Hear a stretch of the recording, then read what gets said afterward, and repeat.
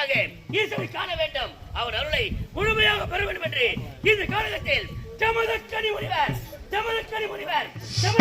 பெயர் பெற்று சிறப்போடு வாழ்கிறேன் என்னோடு இருக்க வேண்டிய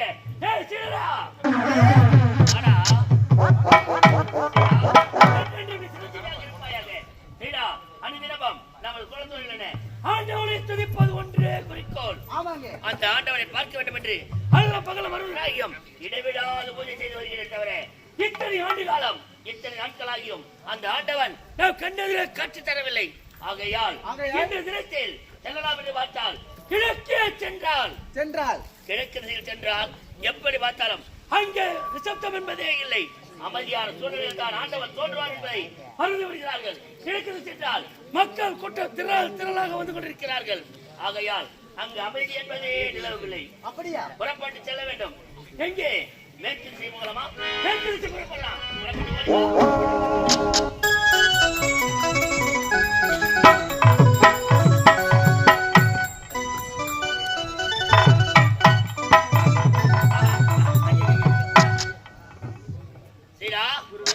மேற்கு திசையில் சென்று தவத்தில் அமரலாம் என்று பார்த்தால் நான் தவத்தை ஏற்றமாக இருக்கும் என்று பார்த்தால் இங்கு எங்கு பார்த்தாலும் கோவிந்தா கோவிந்தா என்று அந்த ஹரி பரந்தாமனை பிரித்து கொண்டிருக்கிறார்கள். தாரிகள் நடிப்பல் எல்லாம். ஆகையால் இந்த இடத்தில் நான் தவம் செய்ய ஏற்ற இடமாக இருக்காது. ஆகையால் புறப்படு வளர்ச்சி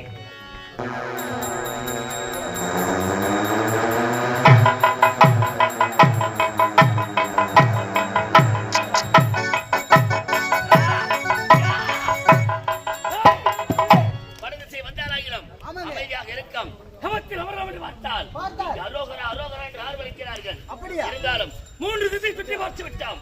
3 திசை சென்றாலும் எங்கு பார்த்தாலும் மக்கள் கூட்டம் திரளாக வந்து கொண்டிருக்கிறார்கள். இருப்பது இந்த மேற்கு திசை. மேற்கு திசை சென்று பார்க்கலாம்.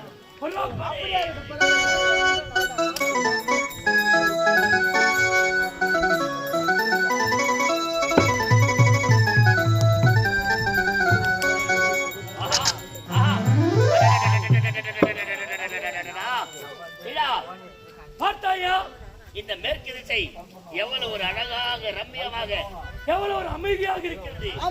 இந்த இடத்தில் யாருமே கிடையாது. இந்த மேற்கு திசையிலே நான் தவம் செய்ய ஏற்ற இடமாகத்தான் இருக்கிறது. ஆனால் கவனித்து பார்த்தாயா மேற்கு திசையிலே மலைகளை பார்த்தாயா? ஒன்றன் பின் ஒன்றாக தொடர்ச்சியாக இருக்கிறது. பார்த்தாயா? இன்று முதல் இந்த தொடர்ச்சியாக இருக்கும் இந்த மலைக்கு மேற்கே போக மலைக்கு மேற்கு தொடர்ச்சி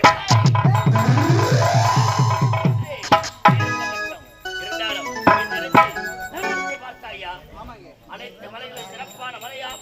இங்கே ஜவ்வாது வாசனை வீசுகின்றது. ஆகையால் இன்று முதல் நான் தவம் செய்ய ஏற்ற இடம் இந்த இடமே. அப்படியா? இந்த ஜவ்வாது மலை அடிவாரத்தில் நான் அமர்ந்து நான் தவத்தை செய்ய போகிறேன். இந்த மலைக்கு இன்று முதல் ஜவ்வாது மலை.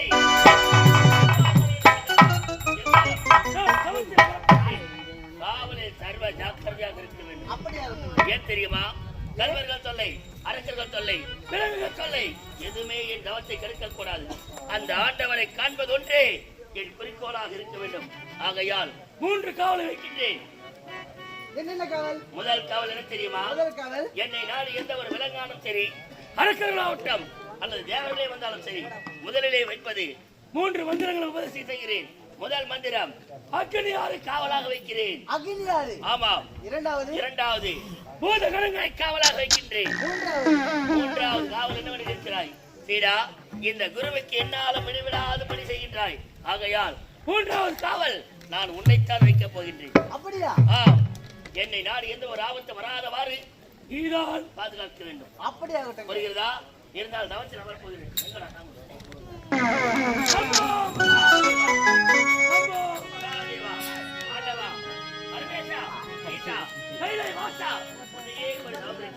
எனக்கு காட்சி தர வரமாட்டாயா? கருணாகர கடவுளே, ஓம் நம சிவாய, ஓம் நம சிவாய. ஆண்டவா, அழகு திருநீரம் தோன்ற, அழகு திருநீரம் தோன்ற, அளவதே மார்பில் தாங்க. சக்கரா சிவஜிவா நிச்சரணமே தாழ்பணிந்தே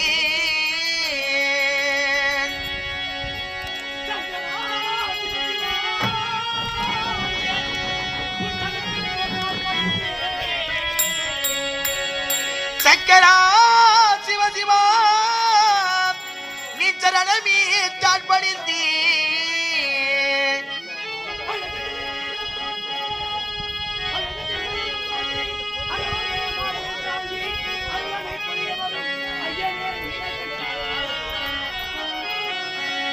அழகு திருநீரும் தோன்று அழகு திருநீரும் தோன்று அரபவிய மார்பில் தாங்கி